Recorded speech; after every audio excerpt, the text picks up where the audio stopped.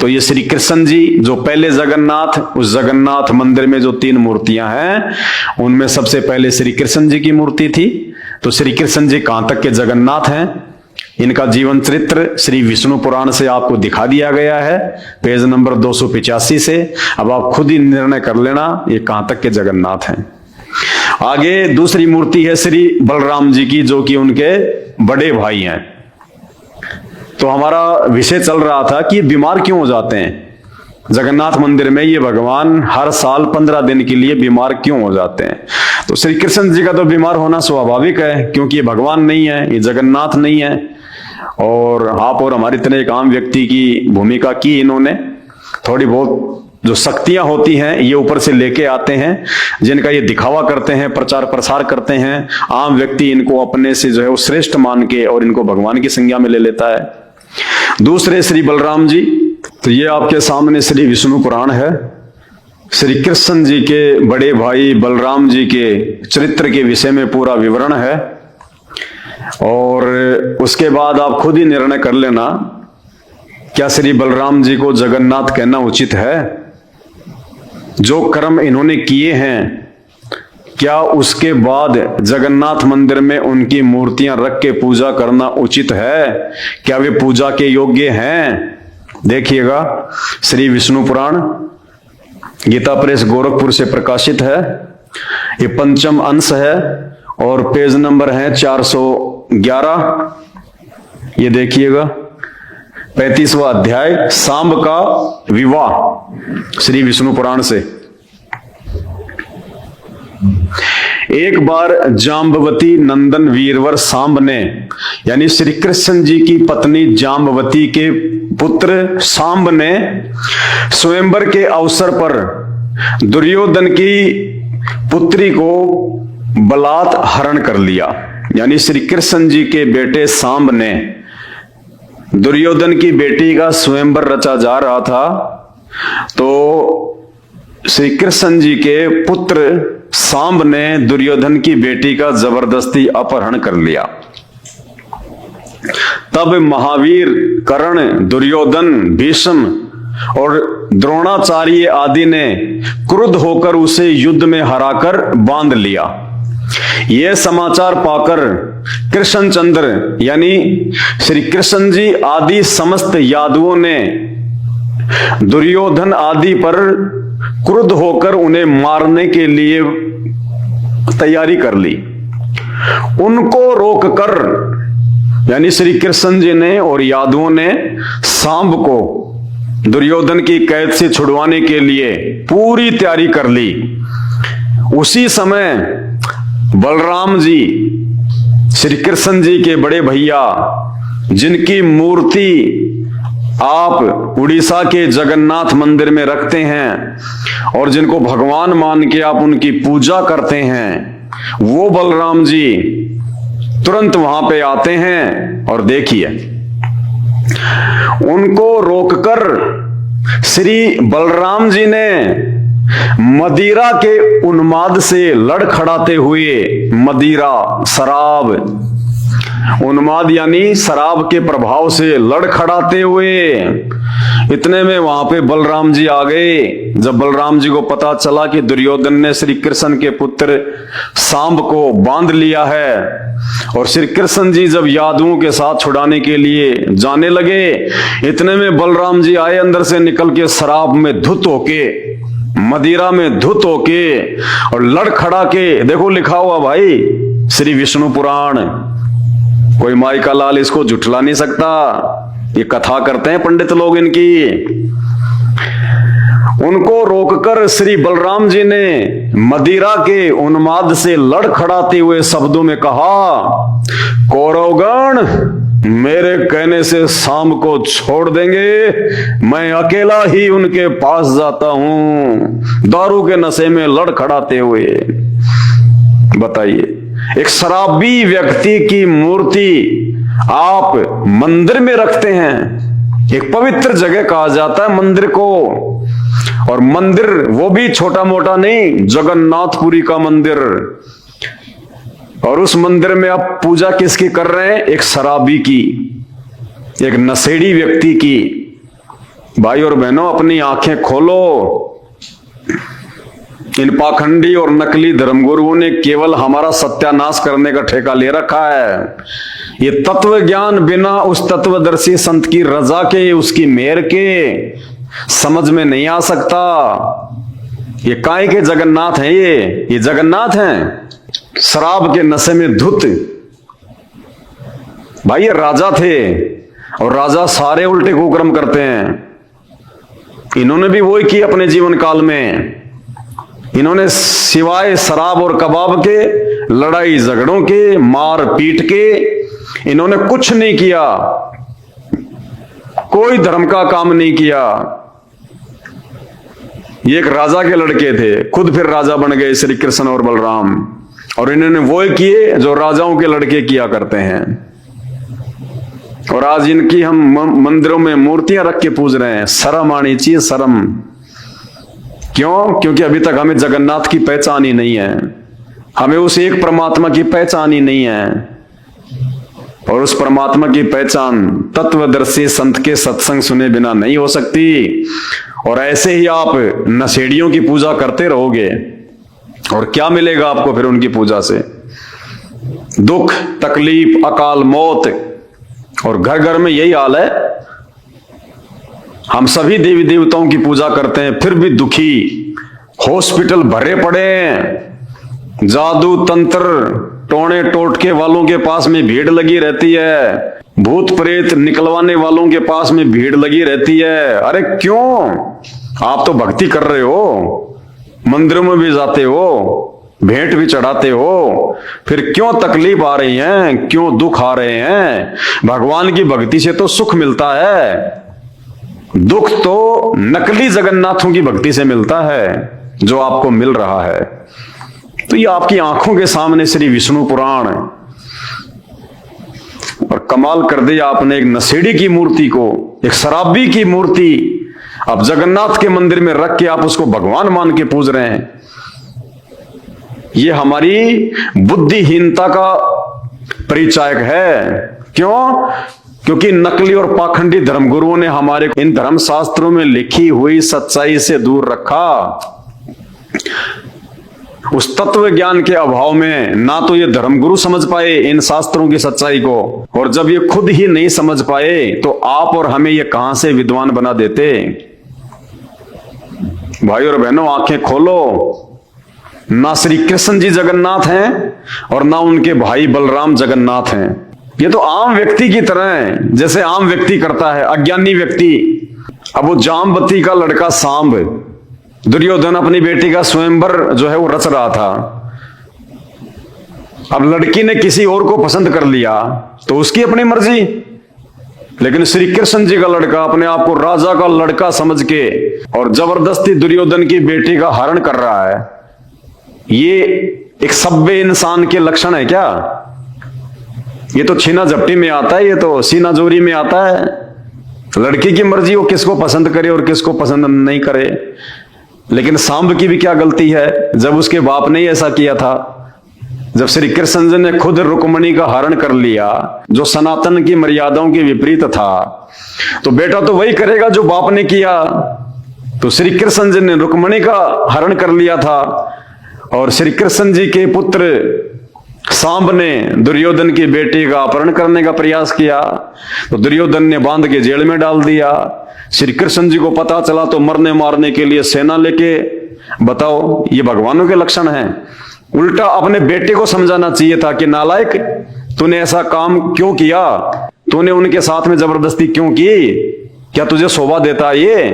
अपने पुत्र को उसके कुकर्म के लिए धमकाने के बजाय और अपने ही पुत्र का यानी अधर्म का वो पक्ष ले रहे हैं। ये भगवान है, ये जगन्नाथ हैं।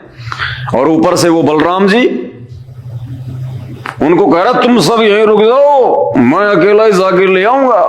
बताओ, नशे में दुत, और जगन्नाथ के मंदिर में आप उनकी मूर्ति रख के और भगवान मान के पूज रहे हो। इसीलिए तो हम गधे कुत्ते सूअर बन रहे हैं मरने के बाद में, क्योंकि हमें जगन्नाथ का नहीं पता जगन्नाथ कौन है। देखिए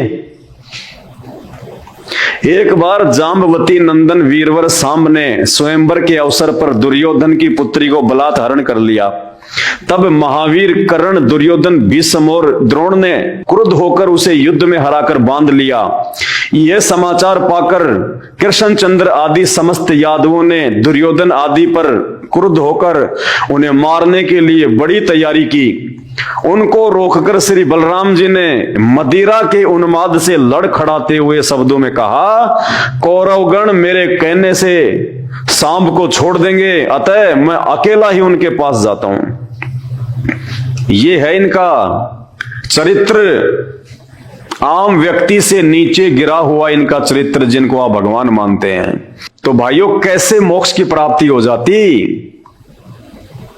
तभी तो आज ये दुनिया भर में इंसानों से ज्यादा जानवरों की संख्या है, क्योंकि जो व्यक्ति मानव शरीर प्राप्त करके एक पूर्ण परमात्मा असली जगन्नाथ की भक्ति नहीं करता, तत्वदर्शी संत को अपना गुरु धारण करके, वो फिर 84 लाख योनियों में भटकता रहता है जन्म जन्मांतर। इसलिए आज से पहले हमारे पूर्वज जो ब्रह्मा विष्णु महेश 33 करोड़ देवी देवताओं की भक्ति करते थे, मरने के बाद में वो सब 84 लाख योनियों में भटक रहे हैं। आज सुअवसर प्राप्त है, आज वो जगन्नाथ धरती पे प्रकट है, जिसको हम जगन्नाथ कह सकते हैं।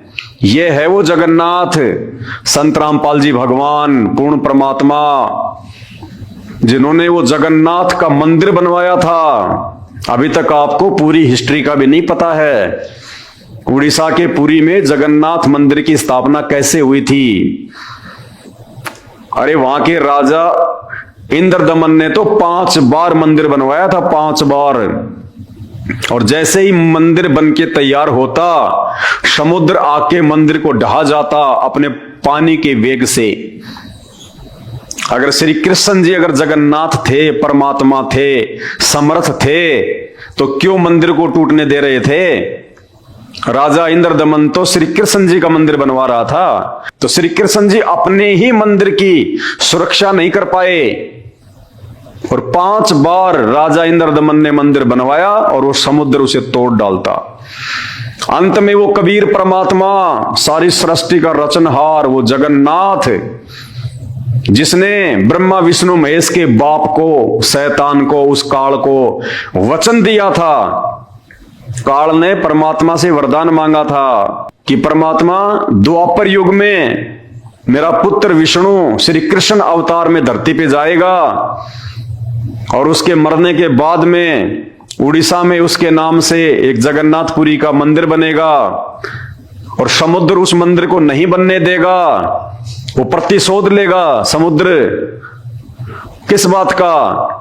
कि जब वो मेरा बेटा कृष्ण त्रेता युग में रामचंद्र रूप में गया था और 14 साल का उसको वनवास हुआ, रावण उसकी पत्नी का हरण कर ले गया। अपनी पत्नी को वापस लाने के लिए, समुद्र पार करने के लिए उसने 3 दिन तक समुद्र से याचना की थी कि मुझे रास्ता दे दो, लेकिन समुद्र टस से मस नहीं हुआ।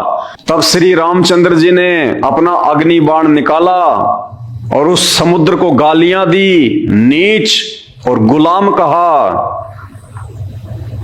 उसके बाद वो समुद्र एक ब्राह्मण के रूप में प्रकट हुआ और उसने कहा कि आपकी सेना में नल और नील नाम के 2 व्यक्ति हैं, उनके हाथ में उनके गुरुदेव के द्वारा दी गई एक ऐसी शक्ति है, उनके हाथ से कोई भी वस्तु पानी में नहीं डूबती। इतना कहकर समुद्र अंतर्ध्यान हो गया।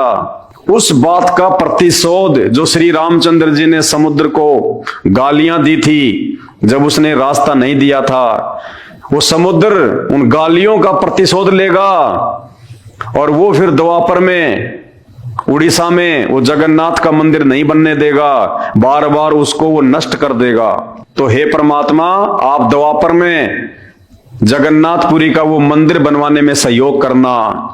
तो अपने वायदे के अनुसार, अपने वचन के अनुसार उस कबीर परमात्मा ने, जो आज सतगुरु रामपाल जी के रूप में, तत्वदर्शी संत के रूप में आप और हमारा परम सौभाग्य है कि वे धरती पे प्रकट हैं, उस परमेश्वर ने वहां जाकर और वो जगन्नाथपुरी में वो मंदिर बनवाया था, समुद्र को रोका था।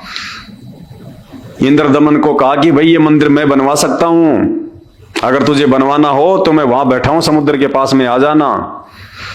दूसरे दिन इंद्रदमन वहां गया, परमात्मा से प्रार्थना करी और कहा कि भाई आप मंदिर बनवाओ, अब की बार ये समुद्र आपका मंदिर नहीं तोड़ सकता। और जैसे ही मंदिर बनके तैयार हुआ, उसी समय समुद्र अपने पूरे वेग से 40-50 फुट ऊंची लहरों के साथ में मंदिर को तोड़ने के लिए आगे बढ़ा। लेकिन सामने वो कबीर परमात्मा बैठे हुए थे वहां पे, जिसको कबीर चोरा भी कहते हैं। आज भी वहां पे वो यादगार है जहां बैठ के कबीर परमात्मा ने समुद्र को रोका था। कबीर चोरा के नाम से आज भी वो स्थान उस मंदिर के पास वहां पर है। तो समुद्र उससे आगे नहीं बढ़ पाया और कहा कि भगवान मुझे रास्ता दो। बोलो भाई क्यों? कि मुझे मंदिर तोड़ना है। बोला क्यों तोड़ना भाई, मंदिर से तेरी क्या दुश्मनी है? बोला इसने मुझे त्रेता युग में जब ये राम रूप में आया था, विष्णु का अवतार, तो इसने मुझे गालियां दी थी, भला बुरा कहा था, मैं उसका प्रतिशोध लूंगा। तब परमात्मा ने कहा था कि भाई आप इस मंदिर को नहीं तोड़ पाओगे। बोला मुझे तोड़ना है। तो बोला तोड़ ले जाके, फिर मुझसे क्या पूछ रहा है? बोला आपकी शक्ति से मैं आगे तो नहीं बढ़ पा रहा। तो बोला तू मंदिर नहीं तोड़ पाएगा। तो बोला महाराज कोई तो उपाय बताओ अपनी बेइज्जती का बदला लेने का। तब उस कबीर परमात्मा ने कहा था कि आप इस मंदिर को तो तोड़ नहीं पाओगे, लेकिन अगर आपको बदला ही लेना है तो श्री कृष्ण जी की जो द्वारिका है उसको जाके डुबो दो पानी में पूरी, लेकिन थोड़ी बहुत छोड़ देना, ताकि आने वाले समय में ये सबूत रह जाए कि हाँ यहाँ पे कोई द्वारिका थी, वरना लोग विश्वास ही नहीं करेंगे। उसके बाद में समुद्र ने उस द्वारिका को डुबोया था। तो भाई और बहनों, इस कहानी को पूरी सुनने के लिए, इस यथार्थ सच्चाई को पूरी जानने के लिए आप YouTube पे सर्च करें संत रामपाल जी महाराज के सत्संग, सृष्टि रचना को सर्च करें। उस सृष्टि रचना में आपको इन सारी बातों का पता चलेगा कि वास्तव में असली जगन्नाथ कौन है। और असली जगन्नाथ आज ये संत रामपाल जी भगवान हैं, जिनके ऊपर किसी देव महादेव की नहीं चलती। इन्होंने ही पूरे ब्रह्मांडों को रचा है, पूरी सृष्टि को रचा है। और आज ये एक तत्वदर्शी संत की भूमिका में आप और हम सब के समक्ष प्रकट हैं। वो अद्वितीय आध्यात्मिक ज्ञान देने के लिए, जिस ज्ञान के लिए ये आत्मा युगों युगों से भटक रही है, जिस ज्ञान के अभाव में हम इन नकली भगवानों को जगन्नाथ मान के पूज रहे हैं, जिस ज्ञान के अभाव में हम जन्म और मरण के चक्कर में पड़े हुए हैं, 84 लाख योनियों में जाते हैं, दुख उठा रहे हैं। तो आज इस जगन्नाथ भगवान को पहचानो, और इनकी पहचान इनके सत्संग सुनने से होगी, इनके विचारों से होगी। देखिए, यदि आप श्री कृष्ण जी या श्री राम जी के विषय में नहीं पढ़ते, नहीं सुनते, उनकी ये लीलाएं नहीं पढ़ते, तो आज आपको कैसे पता चलता कि ये भगवान थे, ये विष्णु के अवतार थे? हमने सुना लाखों बार, हजारों बार हमने पढ़ा, तब जाके हमारे अंदर ये बातें समाई। तो ऐसे ही जब तक आप संत रामपाल जी के सत्संग नहीं सुनेंगे, आप उनके विचारों से परिचित नहीं होंगे, तब तक आप किसी भी धर्म के किसी भी धर्म ग्रंथ को और उन धर्म ग्रंथों में लिखी हुई इन बातों को समझ ही नहीं पाएंगे, आप निष्कर्ष निकाल ही नहीं पाएंगे। इन शास्त्रों को पढ़ते हुए हजारों साल हो गए हमारे धर्म गुरुओं को, आज तक ये हमारे को इन शास्त्रों से, 33 करोड़ देवी देवताओं से, ब्रह्मा विष्णु महेश से एक भगवान निकाल के नहीं दे पाए कि इन सबसे ऊपर एक परमात्मा कौन है, वो असल में जगन्नाथ कौन है, जिसकी सत्ता सबके ऊपर है, जिसकी प्रभुता सबके ऊपर है।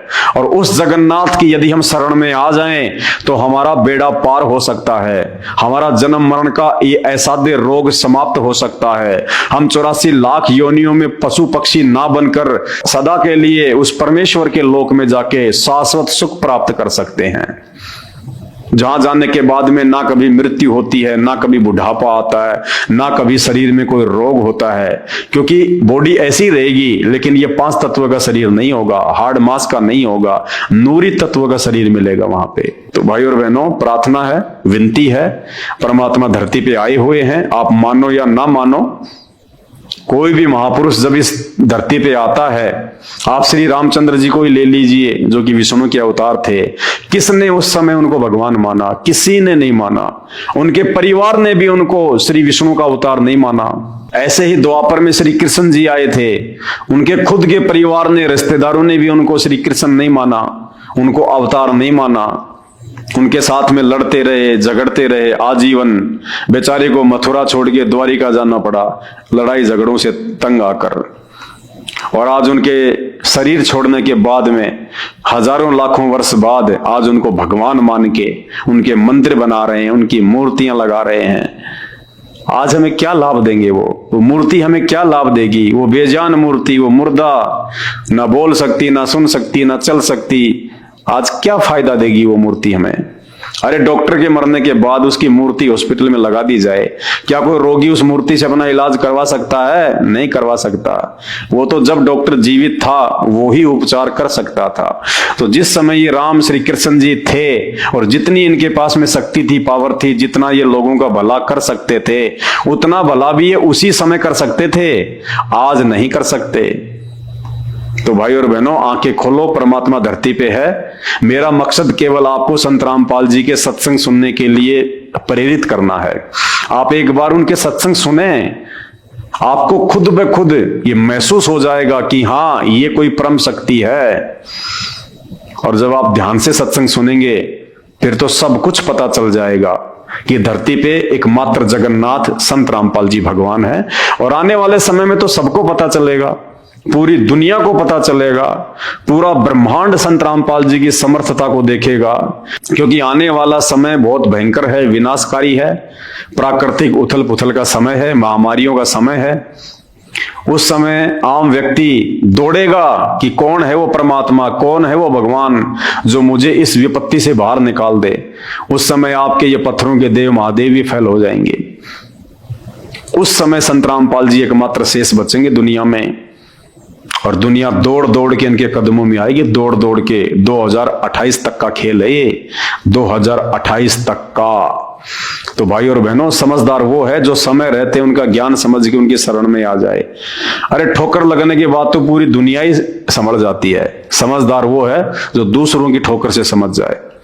तो इन भगवानों का जीवन चरित्र आपको इन्हीं के ग्रंथों से, श्रीमद् देवी भागवत से, श्री विष्णु पुराण से आपको दिखा दिया गया है।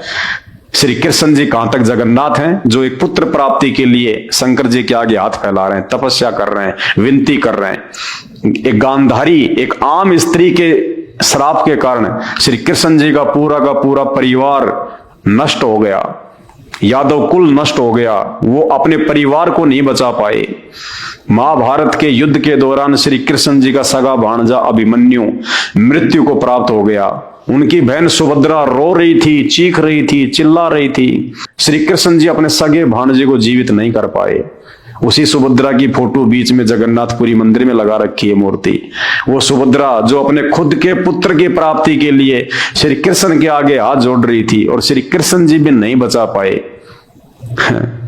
तो श्री बलराम जी, श्री कृष्ण जी और उनकी बहन सुभद्रा ये पूजा के योग्य नहीं है। ये कोई जगन्नाथ नहीं है। ये तो जगन्नाथ के पैरों की धूल के बराबर भी नहीं है। असली जगन्नाथ संत रामपाल जी भगवान है। समय रहते इनके सत्संग सुनना शुरू कर दो, अपना आत्म कल्याण करवा लो, वरना कल को मजबूरन दुखी होके, परेशान होके, नाक रगड़ के आना पड़ेगा। आज के वीडियो में केवल इतना ही। फिर परमात्मा प्रेरणा करेंगे, समय समय पर आपके लिए सत्य आध्यात्मिक जानकारी लेके आते रहेंगे। बंदी छोड़ सतगुरु रामपाल जी भगवान की जय हो।